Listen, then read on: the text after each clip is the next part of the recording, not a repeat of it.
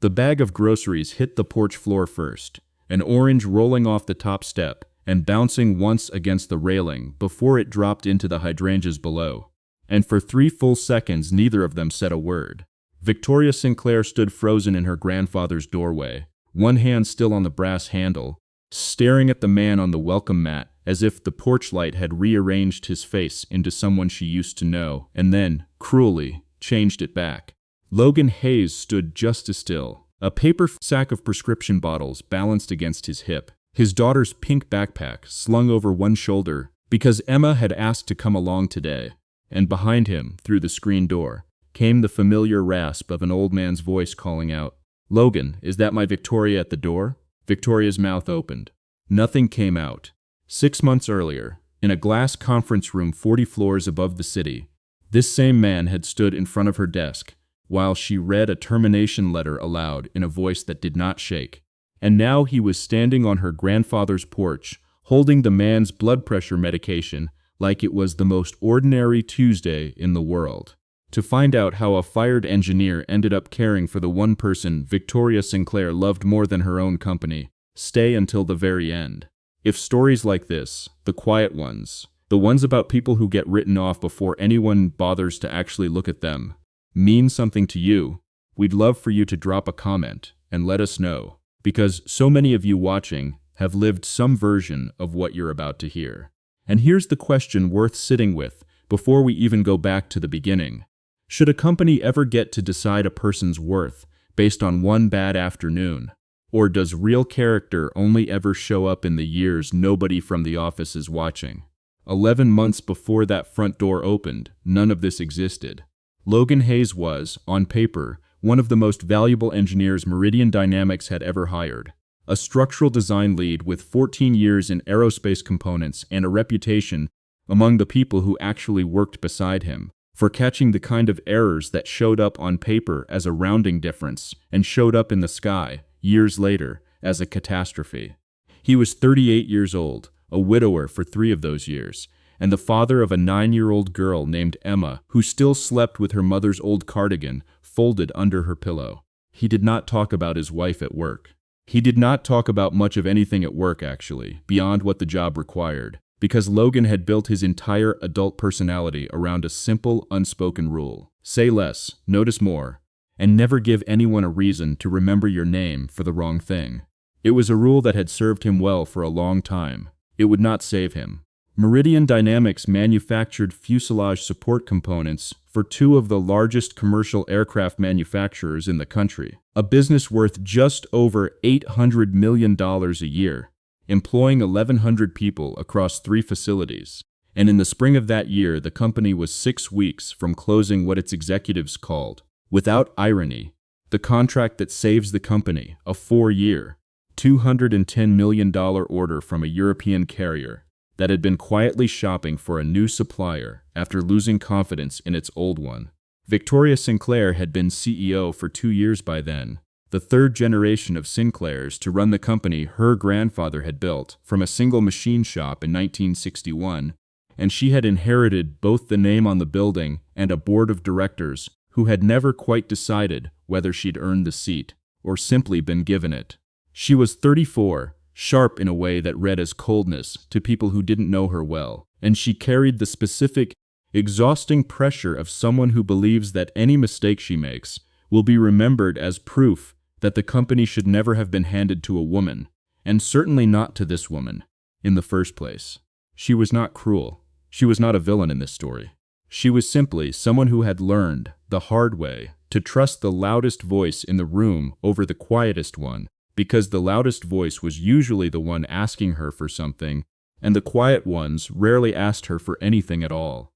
The loudest voice in that particular room belonged to a man named Derek Voss, Meridian's director of program engineering, a man who had risen through the company on a talent for narrating his own competence in meetings more effectively than he practiced it on paper. Derek was polished in the specific way that photographs well. A handshake that lasted exactly 1 second too long, a habit of saying look before he disagreed with someone, as though he were doing them the favor of finally being honest. Derek had signed off 6 weeks before the European contract's final structural certification was due, on a supplier substitution for a composite bracket assembly, swapping a verified aerospace-grade material for a cheaper alternative that had not completed the full fatigue testing cycle, in order to protect a manufacturing timeline that was, not coincidentally, the exact timeline Derek had promised the board in a presentation 8 months earlier. Logan had flagged the substitution the same week it happened, in writing, in an email that used the words, "does not meet the certified fatigue threshold," and that Derek had replied to, 20 minutes later with a single line, "Appreciate the caution, Logan. Let's not slow the program over a margin we can revisit post-certification." Logan had not pushed further. He told himself at the time that Derek outranked him, that the paper trail existed, that the system would catch it if it mattered. He had a daughter at home who needed her father employed, insured, and steady to Logan meant not being the engineer who picked a fight with a director 6 weeks before the biggest contract in company history. It was a decision he would spend a long time not forgiving himself for, quietly, the way he did everything. For a while, nothing happened, because nothing happens right up until the moment it does. The bracket assembly passed its abbreviated internal review. The timeline held. Derek presented the milestone to Victoria and the board with the easy confidence of a man who has never once been asked to show his work. And Victoria, who was 6 weeks from either saving her family's company or watching it slide into a merger that would erase the Sinclair name from the building entirely, believed him, because believing him was so much easier than the alternative, and because nobody had told her, in a language she could hear over the noise of everything else she was carrying, that there was any reason not to. Logan kept coming to work. He kept doing his job well. He kept his objection filed and buried, and mostly, on the surface, kept himself calm. The same calm he brought home every night to a 9-year-old who had already lost one parent, and did not need to watch the other one fall apart over something that hadn't gone wrong yet. He picked Emma up from her after-school program at 5:15 every day without fail. He made her oatmeal with cinnamon, because it was the last thing her mother used to make, and he never once told anyone at Meridian Dynamics that he went home every night and sat outside Emma's door until he heard her breathing even out, because that was not information Logan Hayes offered to people who hadn't earned it. He simply worked, and waited, and hoped that the bracket assembly he'd flagged in writing would somehow never have to matter. 8 weeks later, it mattered. The failure showed up in the worst possible place. A full-scale fatigue cycle stress test, run in front of 2 representatives from the European carrier, who had flown in specifically to witness the final structural validation before signing the contract.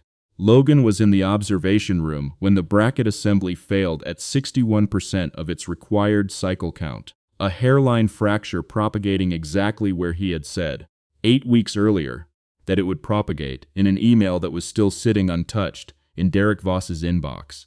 The room went quiet in the particular way. Rooms go quiet when $210 million just made a sound like a knuckle cracking. The European engineers exchanged a look that needed no translation. And Derek Voss, standing at the front of that room with his career and his credibility both suddenly on fire, did the only thing a man like Derek knew how to do under pressure. He found someone else to hold the match. He did it carefully, and he did it fast. Within an hour, Derek had assembled a version of events in which he had approved the substitution based on assurances from the design engineering team, Logan's team, that the alternative material had cleared internal review, a version that was technically true only if you left out the part where Logan's written objection existed, time-stamped, in a system Derek was betting nobody senior enough would think to search before the deal collapsed entirely. Victoria called an emergency session that afternoon. Logan was asked to attend. He walked into the same glass conference room where he had once presented his original design specifications with quiet, unhurried confidence, and he sat across from a CEO who had not slept properly in 11 days, who had a board breathing down her neck about a deal that was now, in front of 2 witnesses from the client company, visibly falling apart, and who needed, more than she needed almost anything else in that moment, a name to give the board that wasn't her own. Derek gave her the name. Logan did not defend himself the way the moment demanded. He said, simply, that he had raised a concern about the material substitution in writing, and when Victoria asked him, sharply, why in that case the substitution had gone forward at all, Logan said only that the decision hadn't been his to make, and that he had assumed the concern had been addressed through proper channels above him. It was true. It was also delivered in Logan's flat, unhurried voice, at the worst possible moment, in front of the worst possible audience, exactly the kind of answer that sounds like an excuse instead of an explanation. He did not raise his voice. He did not produce the email on the spot, because in that moment, stunned and humiliated and watching a room full of people decide who he was based on 30 seconds of silence, it did not occur to him that he would need to prove something he had already correctly done. Victoria looked at the calm, quiet man across the table, looked at Derek's clean, urgent, well-rehearsed account, and made the call that pressure makes people make. She trusted the version that sounded certain over the version that sounded careful. I need someone accountable in front of that client by tomorrow morning, she told him, and her voice did not shake, because Victoria Sinclair had trained herself never to let her voice shake in that building, not once, not in 2 years. I can't have engineering leadership that lets a known risk go uncorrected for 8 weeks and calls it someone else's responsibility. I'm sorry, Logan, this isn't personal. It's the company. Logan absorbed it the way he absorbed everything, without visible reaction, and said only understood and stood up and left the room, and did not say the one sentence that could have changed the entire trajectory of the next 6 months, which was simply, check my email from March 14th. He didn't say it because some quiet, stubborn part of him still believed that a person shouldn't have to defend the truth twice, that the record existed and would speak for itself eventually, and because some other, more honest part of him was already thinking about Emma, about the mortgage, about how badly he did not want to become the man who fought publicly with his employer over blame while his daughter watched the fallout land on their kitchen table. He signed the separation paperwork 2 days later, without contesting a single line of it, including a standard confidentiality clause that meant functionally that he would never publicly discuss the circumstances of his termination. A clause Derek Voss's lawyer had specifically requested, and a clause Logan signed simply because the severance attached to it was 6 months of pay, and 6 months of pay, to a widowed father with a mortgage, was not something he felt he had the luxury of turning down out of pride. Nobody at Meridian Dynamics ever learned the real reason for the bracket failure that year. Not really, not the whole story. Derek Voss kept his job, his corner office, and his reputation as the man who had cleaned up a bad hire in time to save the European contract, which was ultimately salvaged through an expensive material recertification, an apology tour, and a 45-day schedule slip that Derek somehow never had to explain to anyone above him. Victoria signed off on Logan's termination and told herself, the way people do when they need to keep functioning, that she'd made the responsible decision with the information she had. And mostly, in the noise of the following weeks, she believed it. The true cost of that afternoon, the cost that would not become visible to anyone for a long time, was not the 45-day delay. It was a 14-year engineer with a spotless design record who now had a termination on his file that no future employer would ever get the full context for. A man who went home that night, sat Emma down at their small kitchen table, and told her only that his job had changed, that they'd be okay, that nothing about their life together was going to be different in any way that mattered. He said it so steadily that Emma, 9 years old and sharper than either of them gave her credit for, almost believed him completely. If you've ever been the person in the room who told the truth quietly and watched someone else get believed instead, simply because they said it louder, we'd genuinely love to hear from you in the comments. So many people carry a version of that exact moment, and it deserves to be said out loud somewhere, even years later. Logan took the first job he could find that didn't ask too many questions. Building maintenance and repair for a mid-sized residential complex 20 minutes from his old office. Fixing leaking faucets and dead thermostats and stuck garage doors for tenants who mostly never learned his last name, let alone what he used to design for a living. It paid a third of what Meridian had, and it came with no severance package waiting at the end of it. Only the steady, anonymous rhythm of a job where nobody expected him to explain himself to anyone. He told himself it was temporary. He told himself a great many things that spring. What he could not have known, standing in his new supervisor's cramped office signing yet another set of onboarding paperwork, was that 11 months later, that exact anonymity, the fact that almost nobody in his new life knew who Logan Hayes used to be, would be the very thing that finally set the truth in motion. 3 months would pass before Logan, restless on a Sunday afternoon and needing to feel useful in a life that suddenly had far too much quiet in it, would knock on the door of the elderly man 2 houses down from his rented duplex, simply to ask if he needed anything carried in from his car. The elderly man's name was Walter Whitfield, and he answered his own door slower than he used to, leaning on a cane he pretended he didn't need, with a stubbornness that reminded Logan, uncomfortably, of his own father. Walter had lived alone in that pale blue house for 6 years, since his wife passed, and he had a granddaughter who called every Sunday evening at exactly 7 o'clock and visited when her schedule allowed, which was less often than either of them wanted to admit out loud.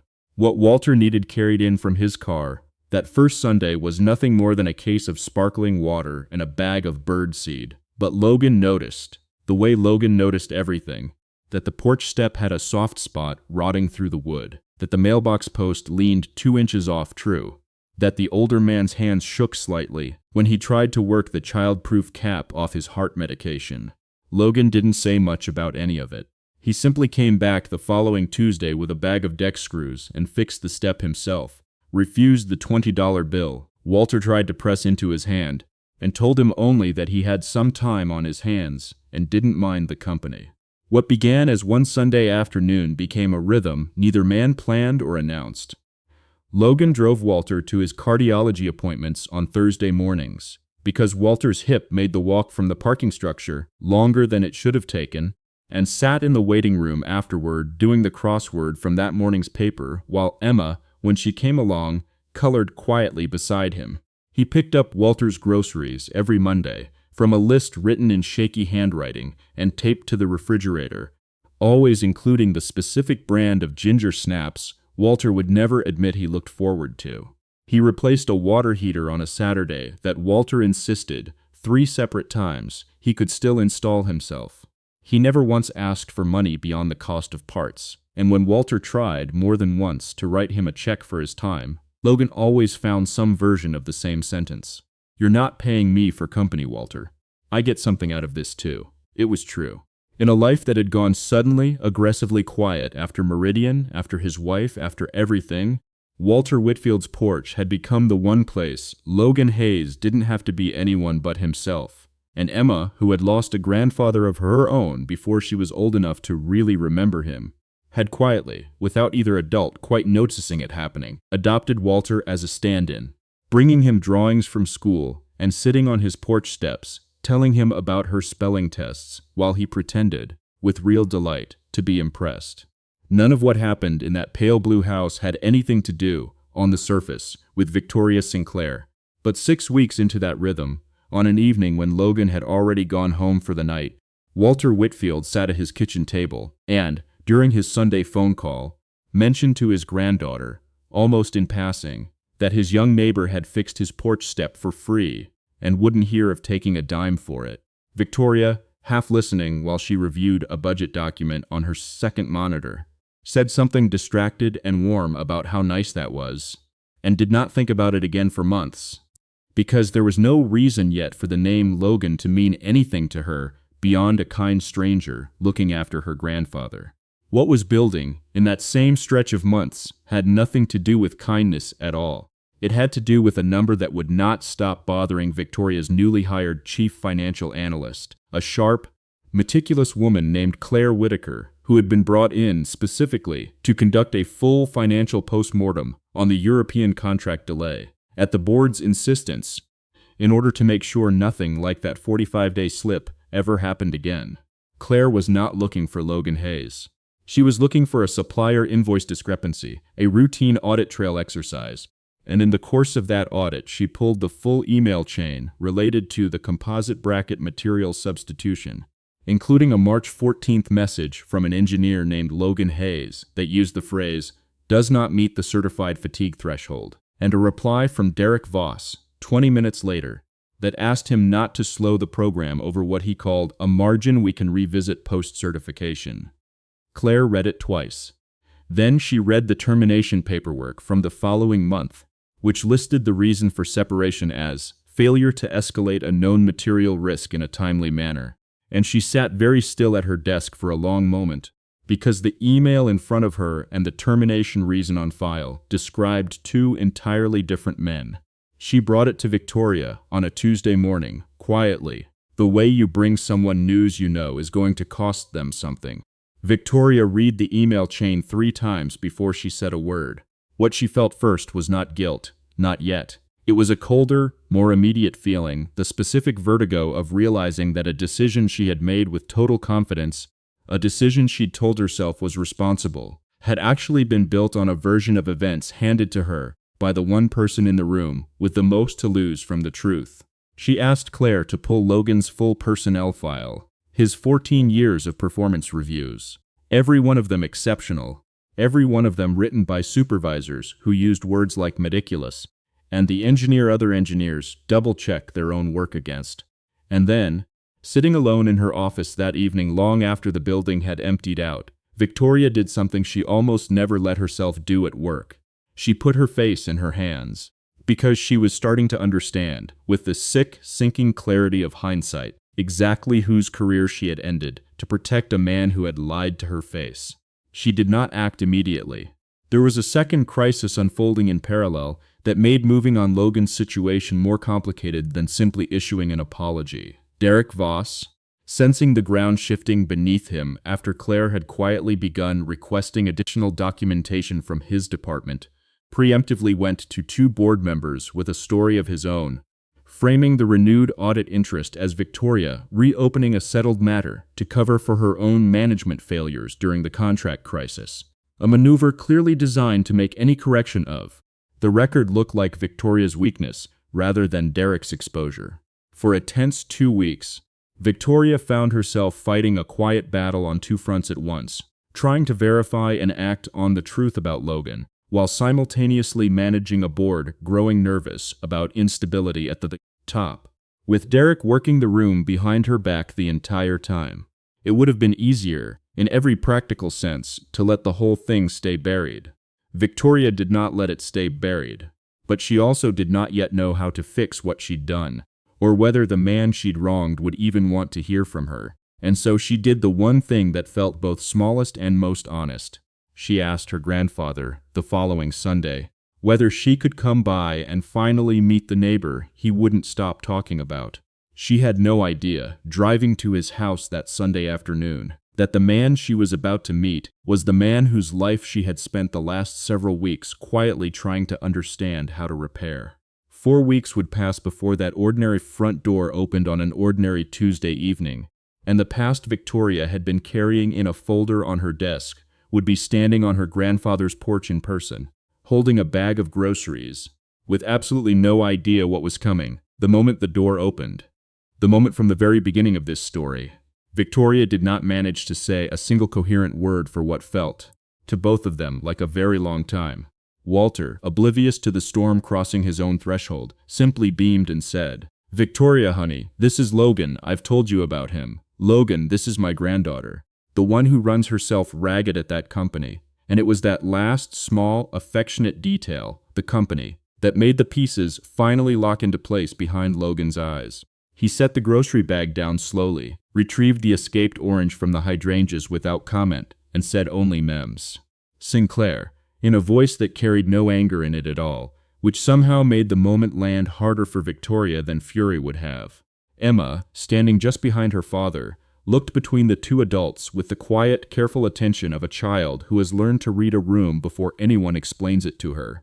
Victoria asked to speak with him privately, and Logan, after a beat, agreed, and the 2 of them stood on the far end of Walter's porch while Walter fussed over Emma inside and pretended, badly, not to be listening through the screen door. Victoria told him, without excuses, that she had seen the March 14th email.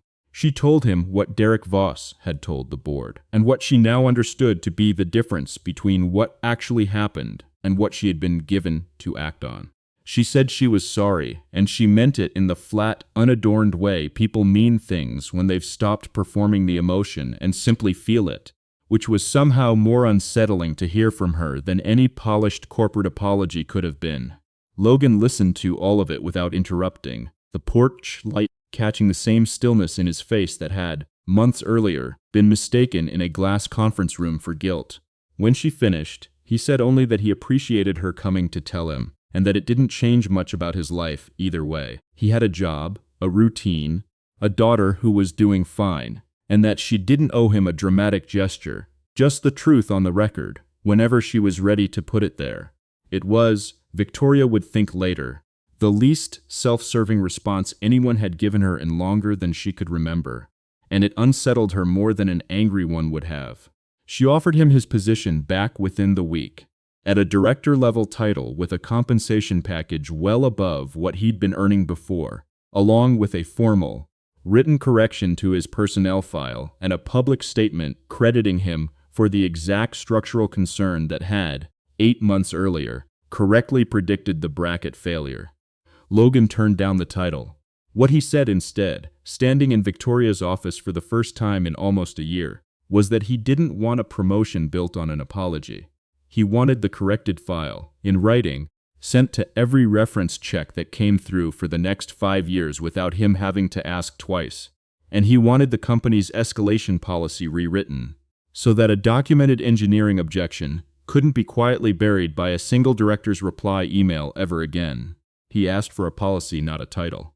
It was, in its own quiet way, exactly the kind of demand that told Victoria everything about who Logan Hayes actually was, and exactly the kind of demand a man like Derek Voss would never have thought to make in 100 years, because Derek had never once, in his career, wanted anything that couldn't be photographed. The unraveling, once it started, moved faster than Derek could manage. Claire's audit, combined with a corrected record now sitting on file, made Derek's original account of events impossible to defend, and when a second engineer on his team quietly came forward, a woman named Priya Nair, who had known about Logan's original objection for months and had said nothing out of the same fear that had kept her silent the first time, but who could no longer stomach watching him take the fall twice. The picture assembled itself in full. Derek's defense collapsed into the exact corporate language he'd always used to survive scrutiny. Phrases like a difference in risk interpretation and a communication gap between departments, and none of it held up against a dated email, a corrected personnel file, and 2 engineers willing to say, on the record, what had actually happened in March. He was let go within the month, quietly, with none of the theater Victoria could have arranged if she'd wanted a public spectacle, because by then what mattered most to her was not punishing Derek in front of an audience, but making sure Logan never again had to wonder whether the truth would hold up under pressure. What neither Victoria nor Logan had planned for was how often, in the weeks that followed, their paths kept crossing at Walter's house for reasons that had nothing to do with Meridian dynamics at all.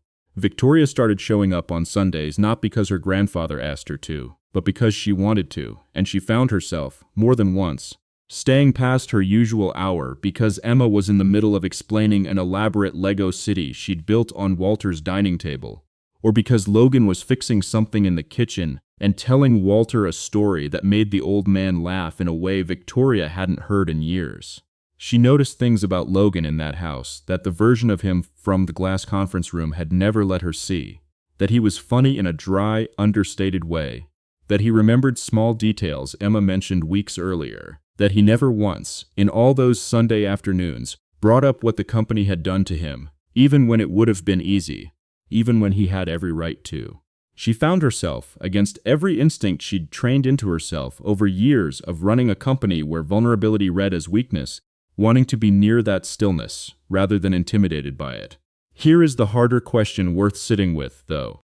One this story doesn't answer easily, and maybe shouldn't. Was Logan's silence for all those months, the choice to protect his daughter's stability, instead of fighting to clear his name the moment it was taken from him, actually the wiser, more selfless path? Or did staying quiet simply let the wrong version of events stand for far longer than it needed to? There's no single right answer here, and honestly, Most families who've lived something like it land in different places on it. What is certain is that the two paths, the company correcting its mistake, and two people slowly, quietly falling for each other on an old man's porch, had, by the 8-month mark, become impossible to fully separate from one another. And neither Logan nor Victoria was entirely sure. Standing in Walter's kitchen one evening, drying dishes side by side, in a silence that had stopped feeling uncomfortable weeks earlier, which one of those two things they were actually more afraid of losing? 6 weeks would pass before either of them said anything about it out loud, and it would take one ordinary Thursday evening, an evening that started with nothing more than Emma losing a tooth at Walter's dinner table, for everything neither of them had admitted yet to finally come out into the open. The Thursday evening it finally happened was, by every outward measure, unremarkable. Emma's tooth had come out clean over a bowl of Walter's vanilla ice cream, and while Walter fussed over finding her a small tin box worthy of the tooth fairy's inspection, Logan and Victoria found themselves alone on the porch for the first time without either grandfather or daughter as a buffer between them, the evening settling into that particular blue quiet that comes right before the streetlights switch on. Victoria was the one who finally said it, because Victoria had learned, over the past several months, that Logan would wait a lifetime before he said anything first, not out of fear, but out of a lifelong habit of never asking for things he wasn't certain he deserved. She told him, plainly, that she didn't know how to separate what she felt for him anymore from the correction she owed him, and that she was terrified the two things were tangled together in a way that made her feelings suspect, even to herself, that maybe this was just guilt wearing a softer face. Logan was quiet for a long moment, the kind of quiet that used to unsettle her and had come, somewhere in the last several months, to feel like the safest sound she knew. Then he told her, simply, that guilt doesn't drive someone back to the same porch every Sunday for 5 months on their own time. That guilt doesn't teach a 9-year-old how to fold a paper crane, or remember which brand of ginger snaps an old man pretends not to like, and that if she needed permission to trust what she felt, he was giving it to her, freely, the way he'd learned, slowly, that some things were actually worth asking for out loud.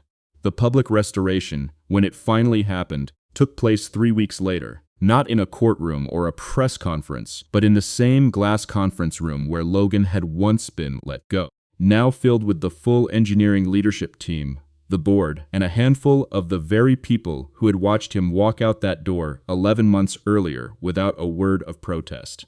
Victoria stood in front of the room and read, aloud, the corrected account of the bracket failure in full, named Logan's original objection specifically, credited him by name for the analysis that had ultimately protected the company from a catastrophic in-service failure that could have cost far more than a $210 million contract, and announced, in front of everyone, the new escalation policy that now bore his input directly.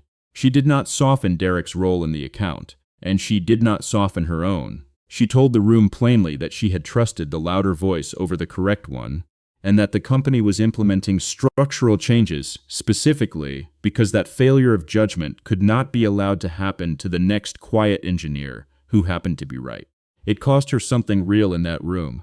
A handful of board members who had backed Derek's version of events looked, for the first time, uncertain of her judgment, and she absorbed that cost without flinching, because by then she had decided that being right mattered less to her than being honest.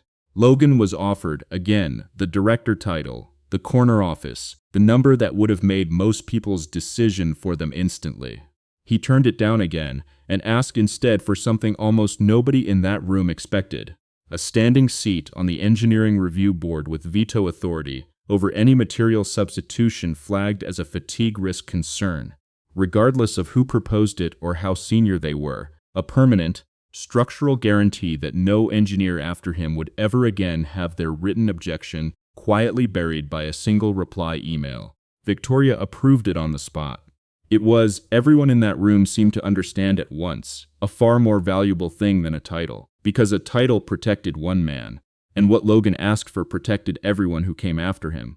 The quiet coda came 4 months later, on an ordinary Sunday afternoon on Walter's porch, the same porch where all of it had started, with a dropped bag of groceries and a rolling orange.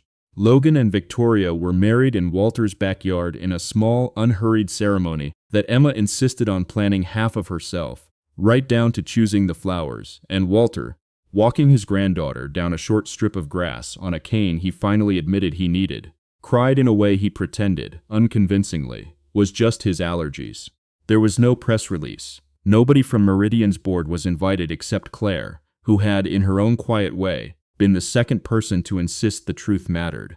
On the porch step Logan had once fixed for free, now repainted a soft, faded blue that matched the house, Emma sat beside her new grandfather by choice, and Victoria found her husband's hand and said, quietly enough, that it was really only meant for him, that she used to think worth was something a company decided and handed out from the top down, and that she understood now it had never worked that way at all. It had been sitting on this porch, unclaimed and unbothered, the entire time. If there is one thing this story asks of you, it's this. Think right now of someone in your own life who was misjudged the way Logan was, someone dismissed too quickly, feared before they were understood, written off in a single bad meeting or a single hard year, when the truth of who they actually were was quietly, patiently proving itself the whole time nobody was watching closely enough. Maybe it's a parent, maybe it's a coworker you never quite stood up for. Maybe, if you're being honest, it's yourself. Tell us about them in the comments, even if all you can offer now is finally giving them, out loud, the credit they should have had years ago. It matters more than you think, even this late. And if you believe, the way this story believes, that quiet, overlooked people deserve to be truly seen, we'd be honored to have you stay part of this story with us, and to keep telling stories like Logan's, because so many of you watching are the Logans, the Waltons, the ones who kept showing up without asking for anything, and every one of you deserves the ending he finally got. Thank you for staying until the very end.